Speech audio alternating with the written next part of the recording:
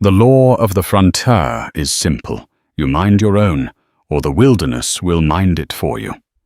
For a woman living on the edge of Apache territory, that law was gospel. But when a lone woman haunted by her own silent sorrows finds a native child cornered by wolves, the law of her heart proves stronger. She saves the boy, a child of the very people her kind fears. That night, as the moon hangs like a skull over the plains, she doesn't find retribution at her door. Instead, the silent, painted warriors of his tribe surround her cabin, not with weapons of war, but with gifts that will unravel a story of desperation, sacrifice, and a secret that will change her life forever. The wind on the high plains of the Arizona territory was a restless spirit, a constant mourner that swept through the sparse grama grass and clawed at the weathered timbers of Sarah McGregor's cabin. It was a lonely sound, the only one she had for company most days, save for the skittish rabbits and the occasional mournful cry of a distant coyote. At 28, Sarah's world had shrunk to the size of her small homestead, a patch of stubborn dirt and a one-room cabin that stood as a solitary monument to a life that had veered violently off course. Her husband, Corporal John McGregor of the 5th Cavalry, had been a good man, a strong man, with a laugh that could fill a room and hands that were as gentle with her as they were firm on the reins of his horse. He had promised her a life of adventure, a home carved out of the raw, untamed West. He had delivered on the home, but the adventure had been his alone, a final fatal encounter with a band of Chiricahua Apache that had left her a widow at 25. The same people the townsfolk of dusty San Carlos spat about in hushed, fearful tones were the architects of her solitude. 3 years had passed, each one a season of hardening.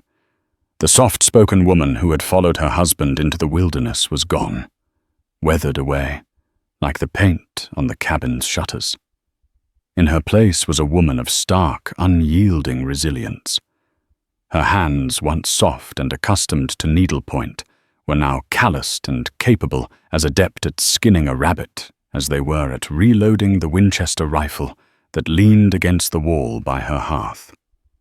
Her face framed by strands of sun-bleached brown hair that had escaped her tight bun was a roadmap of her grief and her grit, her blue eyes holding the vast, empty sorrow of the sky above. She rarely went to San Carlos anymore. The pitying glances of the women and the gruff, awkward condolences of the men were a salt press in a fresh wound. They saw a tragedy, a poor widow stranded on the frontier. They didn't see the quiet strength she had forged in the crucible of her loneliness. They didn't understand that the silence of the prairie had become her sanctuary, a place where the ghosts of her past could whisper without being drowned out by the hollow pleasantries of society. Her only regular visitor was Jedediah Stone, a grizzled old fur trapper who passed through twice a year, his mules laden with pelts and his saddlebags with gossip from the wider world. He'd known John, and his visits were a comfortable ritual of shared silence and potent home-brewed coffee. This particular afternoon, the sun was a merciless hammer beating down on the parched earth. Sarah was out checking her snares, her worn leather boots kicking up puffs of red dust. The heat shimmered on the horizon, making the distant Dragoon Mountains dance and blur. It was a day like any other, a slow, rhythmic progression of chores dictated by the sun and the seasons, until the sound came. It wasn't the wind, nor the cry of a hawk. It was a sound that didn't belong in her world of quiet survival, the terrified wail of a child. Her head snapped up her hand, instinctively going to the Colt Peacemaker, holstered at her hip. The sound was coming from a rocky outcrop a quarter mile from her cabin. a jagged spine of granite that jutted from the plains like a broken bone. Her heart, a muscle she thought had grown numb, began to pound against her ribs, a frantic drum against the silence.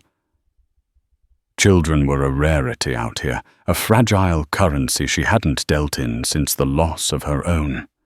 A stillborn daughter born a year before John's death. Another ghost that haunted the lonely cabin. Caution warred with a fierce, primal instinct she hadn't felt in years. This was Apache land. A child out here alone could be a trap, a lure set by warriors hidden among the rocks. John had told her stories of such tactics, but the cry that echoed again was not a trick. It was pure, unadulterated terror, a sound that bypassed reason and struck a chord deep within her, the phantom ache of a mother's empty arms. She drew her colt, the familiar weight of it, a cold comfort in her hand, and began to move towards the sound, her steps light and deliberate. The closer she got, the more another sound mingled with the child's cries, the low guttural growls of a wolf pack. Her blood ran cold. Wolves made bold by the long dry season were a constant threat. For a child, they were a death sentence.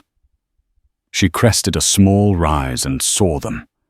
A boy no older than 5 or 6 was backed into a shallow crevice in the rocks.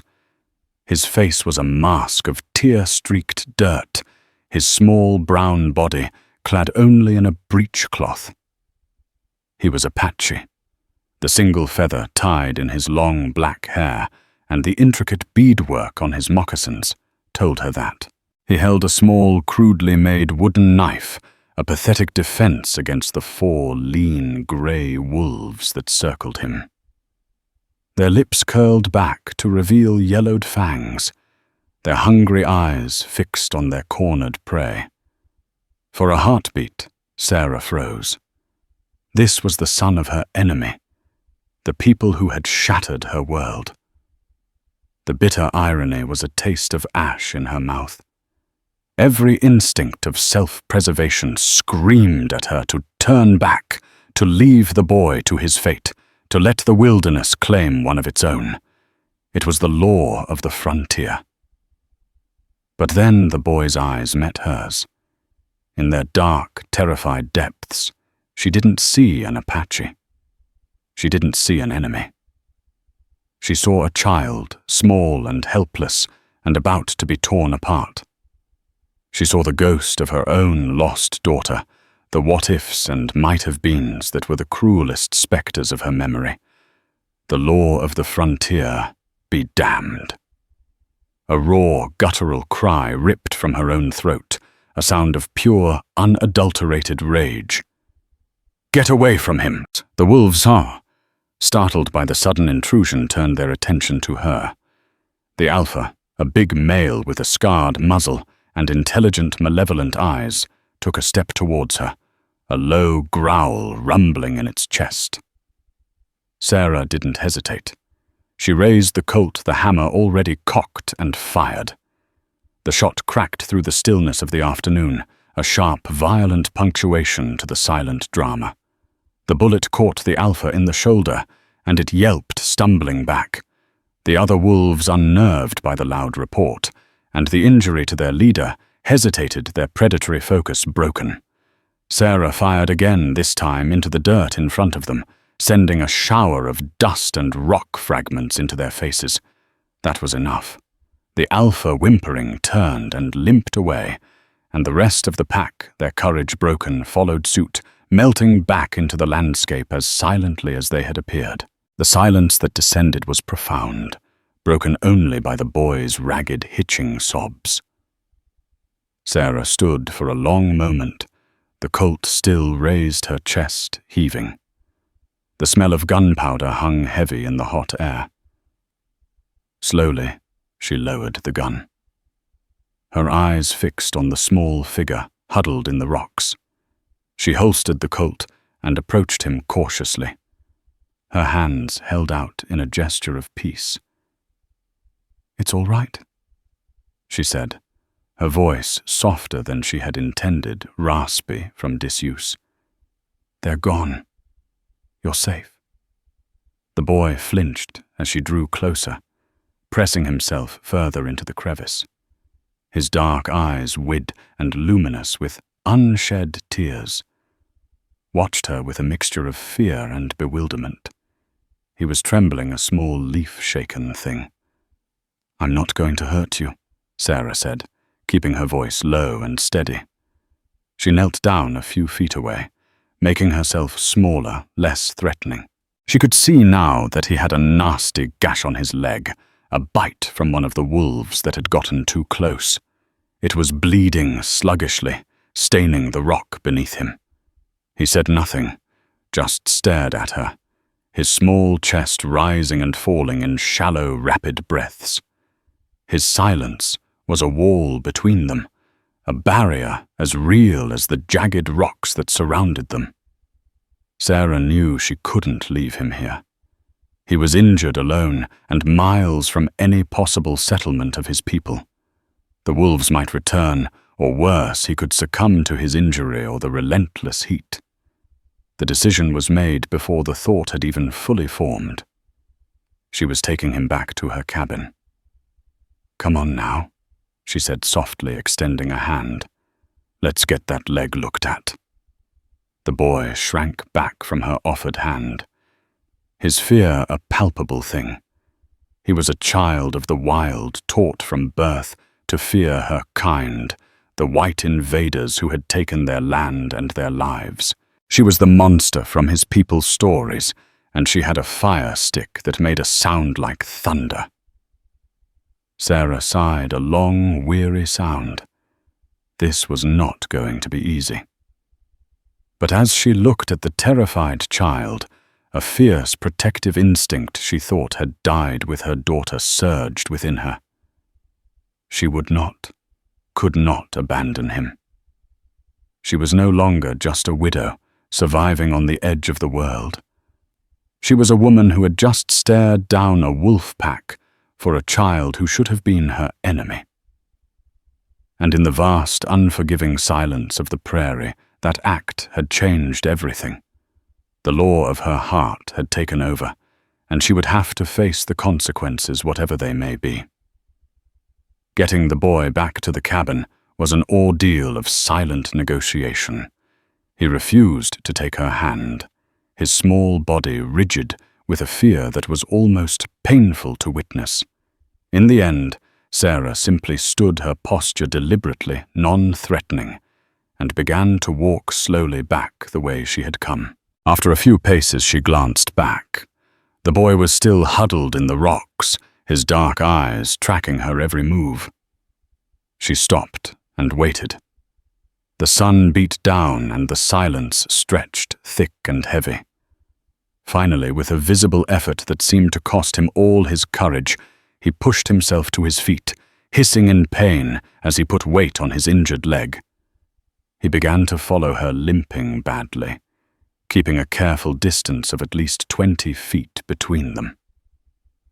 The journey was slow, a silent, surreal procession across the sun-scorched plains. Sarah led the way, her mind a whirlwind of conflicting thoughts. What had she done?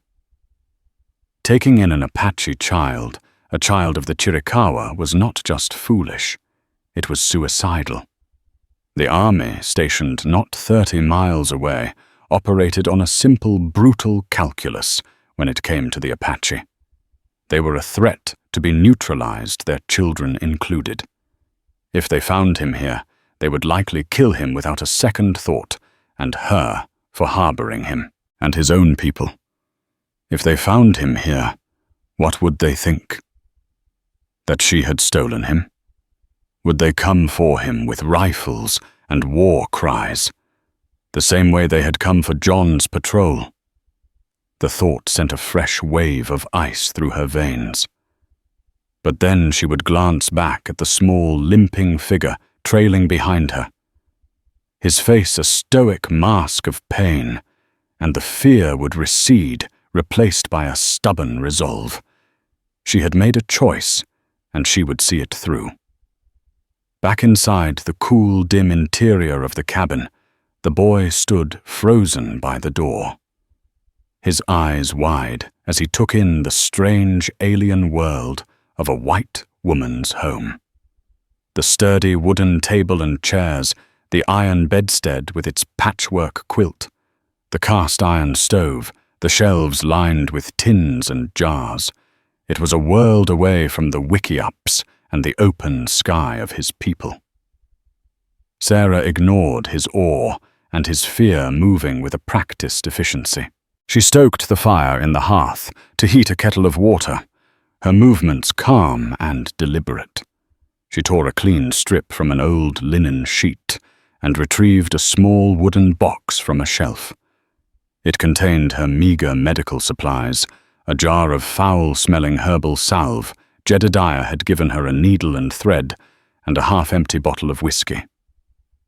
"Come here," she said, gently, patting the seat of a wooden chair. "Let me see that leg." The boy remained rooted to the spot, his eyes darting from her to the Winchester, leaning against the wall, then to the door, as if plotting an escape. Sarah sighed. "I'm not going to hurt you," she repeated, her voice laced with a weariness that went beyond the day's events. "That bite needs cleaning, or the fever will set in. You understand fever?" She mimed, shivering, and wiped a hand across her brow. Whether he understood her words or her pantomime, she couldn't be sure. But the mention of fever seemed to register. He had likely seen its effects before, the way it could turn a strong warrior into a delirious, dying man. Slowly, hesitantly, he limped towards the chair, and after a moment's pause, sat on the very edge of it, his body tensed, as if ready to bolt at the slightest provocation. Up close, she could see him more clearly. He was thin, but not starved, his small frame wiry and strong. His skin was the color of rich, polished copper, and his hair was a sheet of glossy black silk. But it was his eyes that held her. They were ancient eyes in a child's face, dark and deep, and filled with a sorrow that seemed too vast for his small years. He had seen things, she realized, things no child should ever have to see. "My name is Sra," she said, softly, as she knelt before him, dipping the linen strip into the warm water. "Sarah McGregor." He said nothing, his jaw set in a stubborn line. His silence was not just the result of fear, she began to suspect. It was a conscious act of defiance, a shield against her and her world. "I don't know your name," she continued, her voice a low murmur as she began to gently clean the wound on his leg. "So I'll have to call you something. I'll call you Nodin." In the language of a tribe from a land she'd long since left, it meant wind. It seemed to fit the wild, untamable spirit she sensed in him. He flinched when the warm cloth touched his skin, but he did not pull away. He watched her, his dark eyes unblinking as she carefully cleaned the jagged tears in his flesh. The bite was deep, the flesh torn in 2 places. It would need stitches. "This is going to hurt," she warned him, holding up the needle. She took a swig of the whiskey, and then poured a little onto the wound. The boy let out a sharp, involuntary hiss of breath, his hands gripping the edge of the chair until his knuckles were white. But he did not cry out. Sarah's respect for him grew. He had more courage than many of the grown men she had known. She worked quickly, her stitches small and neat, a skill learned from mending clothes and horse blankets, now applied to human flesh. The boy sat unnaturally still, his gaze fixed on some distant point beyond the cabin walls. He seemed to have retreated into himself, to a place where her clumsy attempts at medicine could not touch him. When she was finished, she coated the wound in the thick, pungent salve and wrapped it tightly with the remaining linen. "There," she said, sitting back on her heels. "That should hold." She rose and moved to the stove, her own body aching with a weariness that was both physical and emotional. She ladled a measure of rabbit stew from the pot simmering on the stove into a bowl. She had eaten little that day, but her own hunger was a distant concern. She placed the bowl on the table in front of the boy, along with a wooden spoon. He stared at the stew, then at her, his expression unreadable. He made no move to eat. "You need to eat," Sarah urged, "to get your strength back." Still he refused. He had not uttered a single sound since she had brought him to the cabin, his silence an impenetrable fortress. Sarah felt a pang of frustration. She had saved his life, tended his wound, offered him food and shelter. What more did he want from her? Exhausted, she gave up trying. She took a bowl of stew for herself and sat at the other end of the table eating in silence. The only sounds were the scrape of her spoon against the bowl and the crackle of the fire in the hearth. The boy Nodin, as she had named him, sat as still as a stone, carving his small hands resting in his lap. As darkness fell, casting long, dancing shadows across the cabin, a new tension began to creep into the room. Sarah was acutely aware of the boy's presence, of the cultural chasm that separated them, a chasm that felt as wide and as deep as the Grand Canyon. She had a Chiricahua Apache child in her home, a child of the people who had killed her husband. The reality of her situation settled upon her with a crushing weight.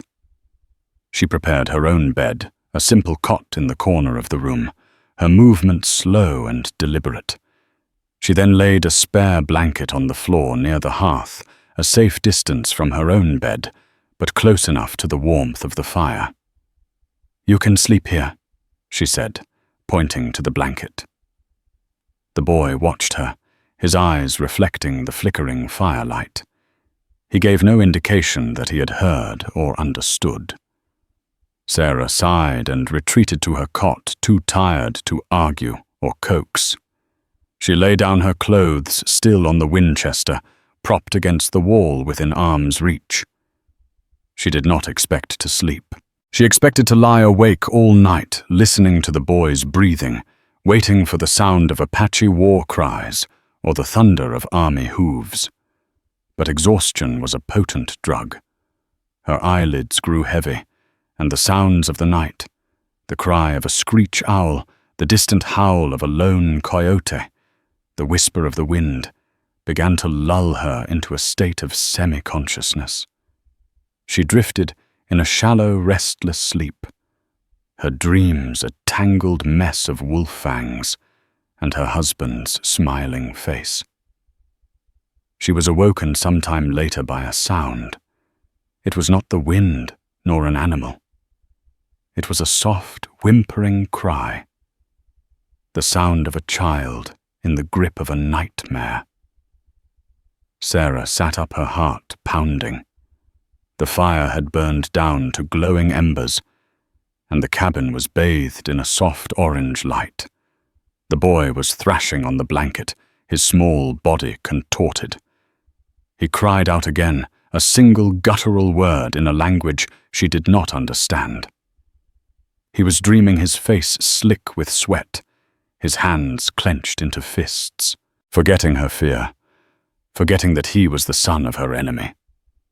Sarah swung her legs off the cot and crossed the room. She knelt beside him, her hand hovering over his shoulder, uncertain. What comfort could she, a white woman, offer to a child of the Apache? "It's all right," she whispered, her voice thick with sleep. "You're safe. It was just a dream." She laid a hand on his shoulder. He flinched at her touch but did not pull away. His skin was hot, too hot. The fever she had feared was setting in.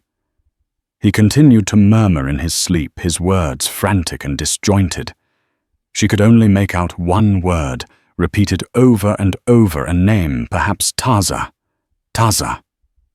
She did what she would have done for her own child. She fetched a cloth and dipped it in the cool water from the basin. She sat beside him, gently wiping his brow, her touch as light as a butterfly's wing. She murmured soft, soothing words, not in any language, just sounds of comfort. The universal language of a mother. Slowly, under her gentle ministrations, the boy's thrashing subsided. His breathing deepened, and he slipped from the grip of the nightmare into a true deep sleep. Sarah sat with him for a long time, the cool cloth in her hand, watching the rhythmic rise and fall of his chest. The silence of the cabin returned, but it was a different kind of silence now. It was no longer the empty, lonely silence of her grief. It was a shared silence, a silence filled with the presence of another human being, a small, fragile life that had for now been entrusted to her care. As the first faint hint of dawn began to lighten the eastern sky, Sarah looked at the sleeping boy, his face now peaceful, and felt a profound and unsettling shift within her. The hatred she had nurtured for 3 years, the bitter resentment against the people who had taken her husband, had begun to erode. It was being replaced by something else, something she couldn't yet name. All she knew was that this child, this silent Apache boy she had pulled from the jaws of wolves, had also pulled her from the jaws of her own solitary grief, and she was terrified of what would happen next. The next 2 days passed in a haze of fever and watchful silence. The boy Nodin drifted in and out of consciousness, his small body racked with shivers, despite the oppressive heat of the day. Sarah was a constant, tireless presence at his side. She bathed his face and neck with cool water, forced sips of willow bark tea. An old remedy for fever Jedediah had taught her, between his cracked lips, and changed the dressing on his leg, which was red and angry-looking. He fought her at times, his delirium, making him see her as a threat. But she was persistent, her gentle strength a surprising match for his fever-fueled struggles. During his lucid moments, he would simply watch her, his dark eyes filled with a weary confusion. He still refused to speak his silence, a stubborn, unbroken vow. Sarah found herself talking to him constantly, filling the quiet cabin with the sound of her voice. She told him about her life before the territory, about the green hills of her childhood home in Ohio, about her father, who was a doctor, and her mother, who grew the most beautiful roses.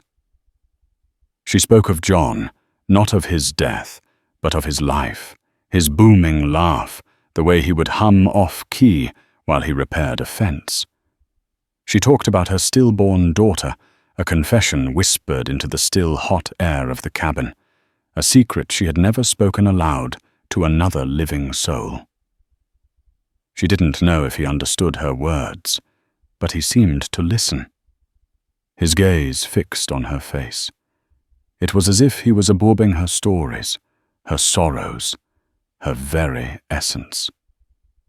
And in the telling, Sarah felt a lightening in her own soul, a release of pressure she hadn't even been aware of.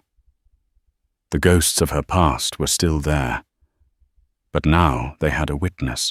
On the 3rd day, the fever broke. Sarah awoke to find Nodin sitting up on his blanket, his eyes clear and focused. He was still weak, but the delirium was gone. He was watching her with an intensity that was unnerving. When their eyes met, he looked away, a flicker of something unreadable in his expression. Later that morning, he accepted a bowl of thin broth from her, his first real food in days. He ate slowly, deliberately, his eyes never leaving her face. The silence between them was still there, but it had changed. It was no longer a wall of fear and defiance.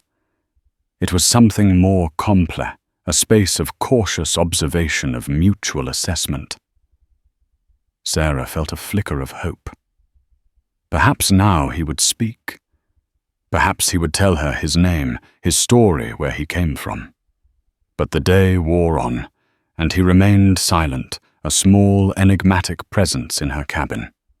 The quiet truce was shattered in the late afternoon by the sound of approaching horses. It wasn't the sound of a lone rider, like Jedediah. It was the rhythmic beat of multiple hooves, steady and purposeful. The sound of cavalry. Sarah's heart leaped into her throat. She ran to the window, peering through a crack in the shutters.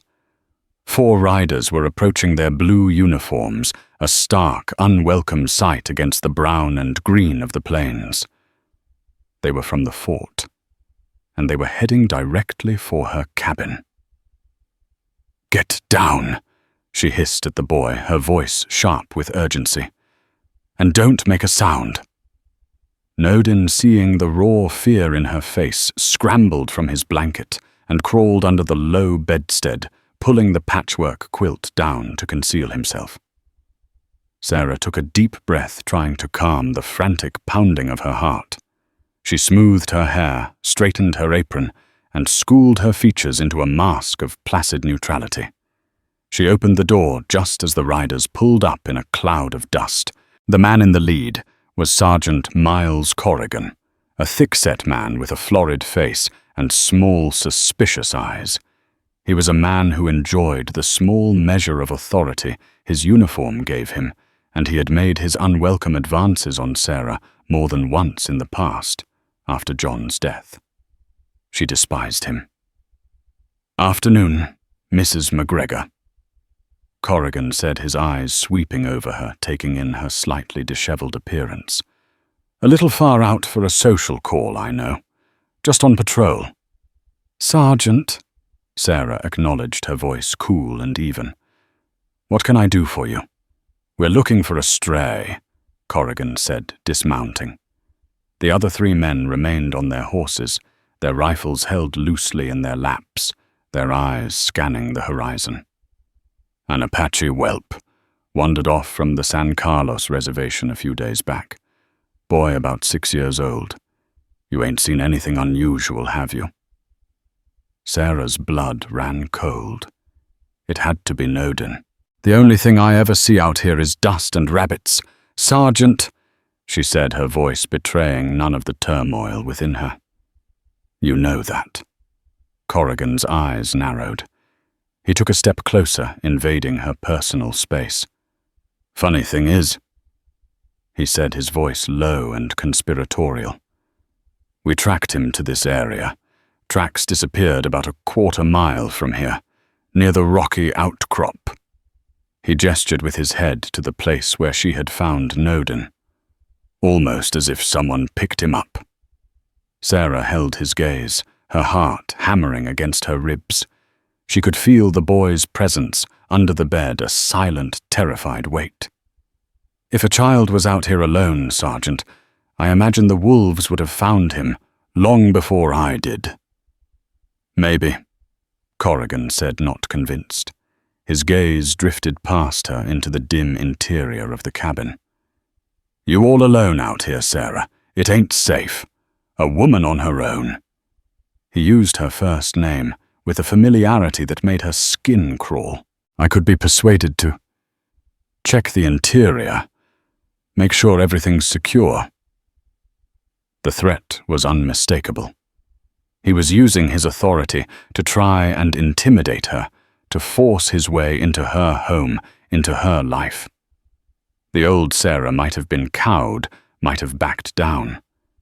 But the woman who had faced down a wolf pack was not so easily intimidated. "I am perfectly capable of securing my own home, Sergeant," she said, her voice as cold and sharp as a shard of ice. "My husband taught me how to use a rifle, and I'm a very good shot. Now, if you'll excuse me, I have chores to do." She made to close the door, but Corrigan put a hand out to stop it. His face was flushed with anger at her rejection. "You'd be wise to remember who your friends are, Sra," he snarled. "There's a bounty on that Apache boy. $50. A lot of money for a lonely widow." The words hung in the air between them, a vile insinuation. He thought she was hiding the boy for money. The idea was so grotesque, so far from the truth, that a raw, incredulous laugh escaped her lips. "Get off my land, Sergeant," she said, her voice dangerously quiet. Corrigan stared at her for a long moment, his little eyes filled with malice. He was not used to being defied, especially not by a woman. But there was something in her eyes, a glint of hard, unyielding steel that made him hesitate. He was a bully, and like all bullies, he was a coward at heart. With a final contemptuous sneer, he turned and swung himself back onto his horse. "Have it your way, widow," he spat. "But when the Chiricahua come knocking, don't come crying to the U.S. cavalry." He spurred his horse and galloped away, his men following close behind, leaving Sarah standing in a cloud of dust and impotent rage. She slammed the door shut, the sound echoing the violent turmoil in her chest. She leaned against it, her body trembling, her knuckles white. After a long moment, she heard a soft rustling sound. Nodin crawled out from under the bed, his eyes wet with a fear that was now mingled with something else, a dawning comprehension. He may not have understood all the words, but he had understood the tone, the threat, the danger. He had understood that she had protected him.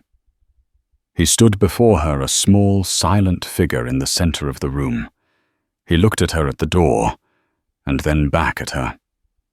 And then, for the first time since she had found him, he spoke. His voice was soft, barely a whisper, but it filled the silence of the cabin like a thunderclap. "Taza," he said, and pointed to himself. Sarah stared at him, her heart skipping a beat. Taza. It was the name he had cried out in his fevered dreams. His name. He then took a hesitant step towards her. He reached out a small, tentative hand and touched her arm. It was a gesture of profound, heartbreaking trust, a bridge across the chasm of fear and hatred that had separated their two peoples for generations. In that single, simple touch, everything changed. He was no longer just an Apache boy she had rescued.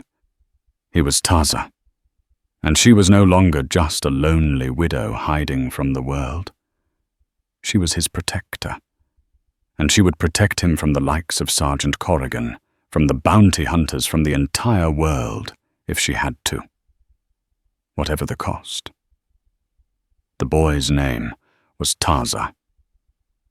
The revelation of it, a single whispered word, had shattered the silence that had defined their strange, fragile coexistence.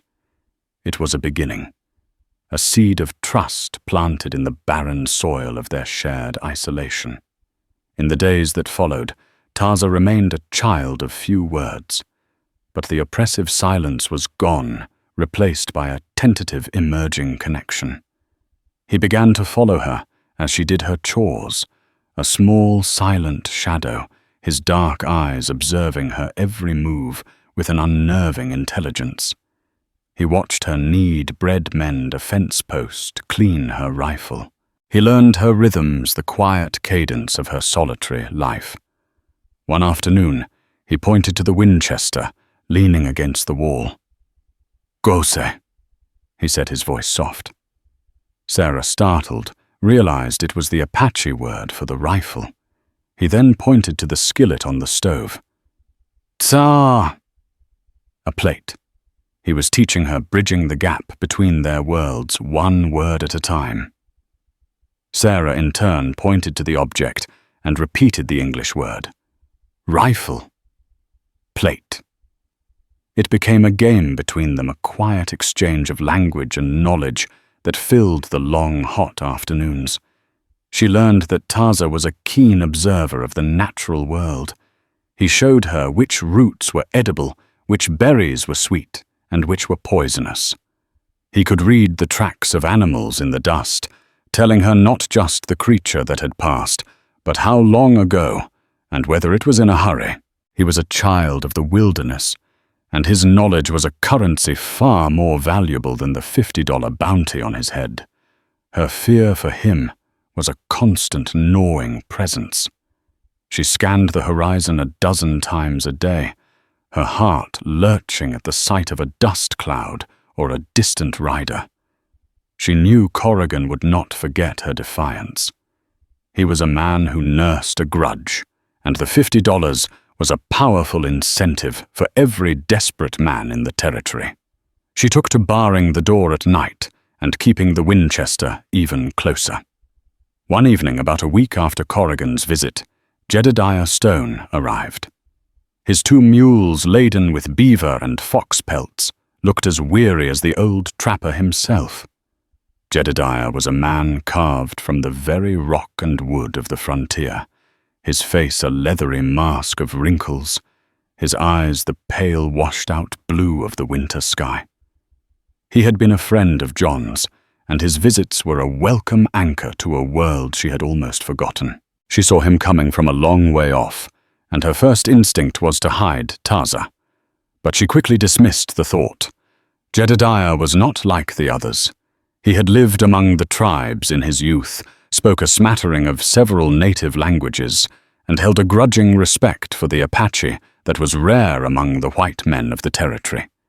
If she couldn't trust Jedediah, she couldn't trust anyone.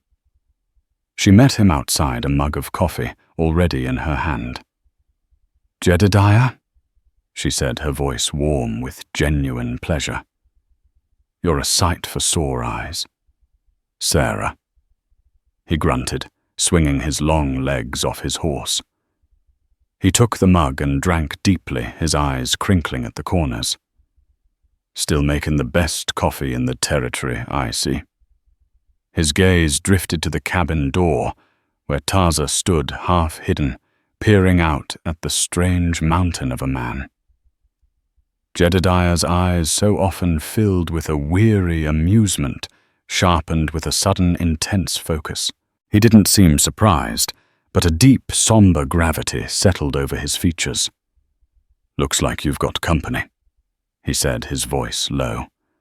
"His name is Taza," Sarah said simply. "I found him. The wolves had him cornered." Jedediah nodded slowly, his eyes still on the boy. "Chiricahua," he said. It wasn't a question. He walked slowly towards the cabin, his movements deliberate and non-threatening. He stopped a few feet from Taza and knelt down, a difficult creaking process for his old bones. "Ya Ati," Jedediah said, his voice a low rumble. It was an Apache greeting. Taza's eyes widened. He stared at the old trapper for a long moment, then gave a hesitant, almost imperceptible nod in return. That evening, as Taza slept on his blanket by the fire, Sarah told Jedediah everything. The wolves, the fever sergeant Corrigan and his bounty, the fragile emerging bond with the silent boy. Jedediah listened patiently, his gnarled hands wrapped around his coffee mug, his gaze fixed on the dancing flames. When she had finished, he was silent for a long time. "You've stepped in it deep, Sarah," he said finally, his voice heavy. "Deeper than you know." "What do you mean?" "This boy," Jedediah said, his voice dropping to a near whisper. "His name is not just Taza. He is the son of Cochise." Sarah stared at him, her blood turning to ice. Cochise. The name was a legend in the territory, a name spoken with a mixture of fear and awe. He was the chief of the Chiricahua Apache, a brilliant and ruthless war leader who had waged a bloody decade-long war against the whites after the treachery of the Bascom affair. He was the man who had led the band that had killed her husband. The room seemed to tilt on its axis. The boy, sleeping so peacefully by her fire, the child she had come to care for, was the son of the man she held responsible for shattering her life. The irony was a cruel, vicious twist of the knife. "Cochise's son?" She whispered the words, catching in her throat. "But how?" "Cochise has 2 sons," Jedediah explained. "The older is Nietzsche, the younger is Taza. I heard whispers at the San Carlos agency. Cochise has been trying to make peace. He agreed to move his people to the new reservation, a gesture of goodwill. But a faction of his own people, led by a warrior named Geronimo, they don't trust the White Eyes. They want to keep fighting. There's a rift among the Chiricahua. The boy must have wandered off or gotten separated from his family." "And Corrigan knows who he is?" Sarah asked, her mind racing. "Maybe not that he's Cochise's son," Jedediah said, "but he knows he's a valuable bargaining chip, or an easy $50. Either way, the boy is in terrible danger. From the army, from bounty hunters, and even from his own people, if Geronimo's faction thinks he can be used as leverage against his father." Sarah looked at the sleeping boy, at the rise and fall of his small chest, and felt a wave of despair wash over her. She had thought her world was small and simple. Now she found herself at the epicenter of a conflict that could set the entire territory ablaze. "What do I do, Jedediah?" she asked, her voice trembling. The old trapper looked at her, his pale eyes filled with a sad wisdom. "The boy's people will be looking for him," he said. "Cochise will not rest until he finds his son. Your best hope is that they find him before Corrigan does." He paused, his gaze thoughtful. "But they will not come in war. Cochise is a man of honor. If they know the boy is safe, they will be grateful." "How can they know he's safe?" Sarah asked desperately. "They'll see a white woman, and they'll think I've stolen him. They'll kill me." "Maybe," Jedediah admitted. "Or maybe they'll see what I see, a woman who saved a child's life." He stood up, his joints popping. "I've got to be moving on at dawn. But you listen to me, Sarah. You keep that boy safe, and you watch the horizon, and you pray that it's the Apache who find you first." Jedediah left the next morning, leaving Sarah with a new, heavier burden of fear and a sliver of desperate hope. The knowledge that Taza was Cochise's son changed everything. He was no longer just a boy. He was a prince, a symbol, the key to war or peace. 2 nights later, the prayer Jedediah had spoken of was answered. Sarah was woken from a light, restless sleep, not by a sound, but by a change in the atmosphere, a sudden prickling awareness that she was no longer alone. The air in the cabin felt heavy, charged with an unseen presence. She reached for the Winchester, her heart pounding a frantic rhythm against her ribs. Taza was already awake, sitting up on his blanket, his eyes fixed on the door. He was not afraid. In the dim moonlight, filtering through the window, she could see that his expression was one of solemn, reverent expectation. And then she saw them. Through the small window she could see figures moving in the darkness, silent, shadowy forms that seemed to rise from the earth itself. They were on foot, their movements fluid and ghostly. They were surrounding her cabin. Sarah's breath caught in her throat. This was it. The moment she had been dreading. The Chiricahua had come. They had come for the son of their chief. She clutched the Winchester, her knuckles white, her mind a chaotic jumble of fear and resignation. She had done her best to protect him, but now it was over. She could not fight an entire war party. She could only pray that they would be merciful. She waited for the war cries, for the splintering of the door, for the hail of arrows and bullets. But there was only silence. A deep, profound silence that was more unnerving than any sound. Taza rose to his feet. He walked to the door, his small form silhouetted against the faint moonlight. He looked back at her, his dark eyes conveying a message she could not decipher. Then he unbarred the door and opened it. Sarah's heart stopped. On the threshold stood a warrior. He was tall and broad-shouldered, his face a mask of stern, impassive dignity. He wore a simple breechcloth and moccasins, his chest bare, his long black hair held back by a leather band. In his hand, he held not a rifle or a lance, but a single eagle feather. Behind him in the moonlight, Sarah could see dozens of other warriors, all standing in a silent semicircle around her cabin. They were not painted for war. Their faces were solemn, their hands empty. Taza stepped forward and spoke a single word. 8, he said. Father.